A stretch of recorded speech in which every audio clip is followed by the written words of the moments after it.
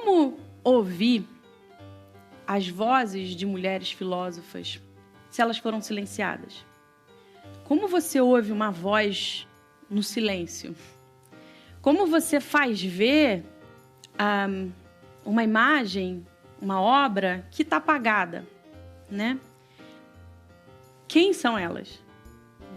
Há mulheres filósofas?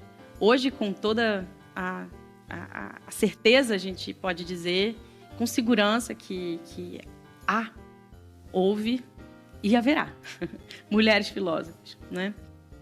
Bom, eu também costumo dizer que o projeto de resgate, ele envolve uma questão de fato e uma questão de direito, né? Uma questão de fato, porque é fato que mulheres filosofaram, mas também é uma questão de direito.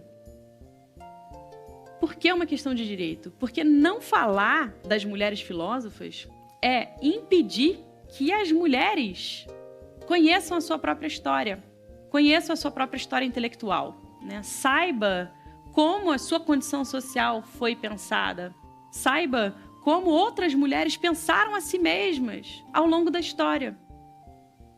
A Natasha Pugliese, ela fala uma coisa bem interessante, ela traz uma questão muito fundamental, né? Que é, cadê as mulheres na história da filosofia? Onde elas estão, né? Alguém apagou essas mulheres? O que foi feito com o feminino e com as mulheres na história do pensamento?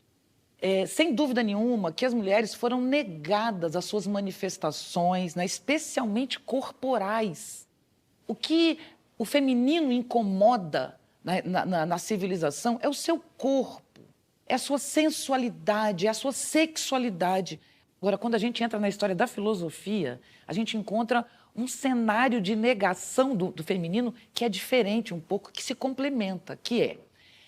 A gente diz assim, o humano é um animal racional, mas é mentira, não é real. O humano é um animal simbólico, capaz de pensamento por meio de signos, e isso nós somos capazes de fazer. Isso caracteriza a nossa espécie.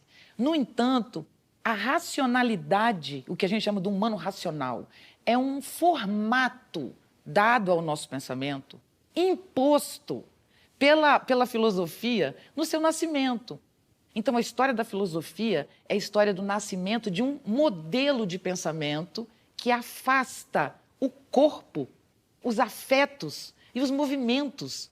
Então, pensar racionalmente é pensar sem contradições, é pensar linearmente, de modo causal, sujeito, verbo, predicado. Entende? Então, esse pensamento que nasce com Platão e Sócrates e que se fundamenta no pensamento cartesiano, que dá o nascimento a essa modernidade que nos caracteriza como civilização, como espécie, isso é um pensamento masculino. É um pensamento sem corpo. Então, as mulheres não estão na história da filosofia, não é só porque elas foram caladas, já que mulheres foram negadas na sua história, é que o feminino, não só a mulher, porque o feminino também é dos homens, o feminino não está presente. E o que a sociedade em rede nos traz? A diferença ao contrário da verdade. Então, o contrário da verdade não é mentira, é diferença. A sociedade da diferença, hoje, ela permite não só mulheres, ela permite diversidades de gênero, que é uma elegância, né? É uma elegância que a gente possa misturar masculino e feminino como bem entende. Então, o pensamento contemporâneo é um pensamento feminino. Por isso que as mulheres estão cada vez mais aparecendo na filosofia, porque a filosofia hoje, ela quer o pensamento das mulheres. Não a filosofia, mas a história do pensamento humano, a civilização, o mundo contemporâneo, ele precisa do afeto, ele precisa da contradição, ele precisa das paixões. A inserção destes elementos no pensamento, com certeza, recoloca a mulher no pensamento, da história do pensamento. E eu não tenho dúvida que daqui por diante, cada vez mais mulheres vão dirigir essa história.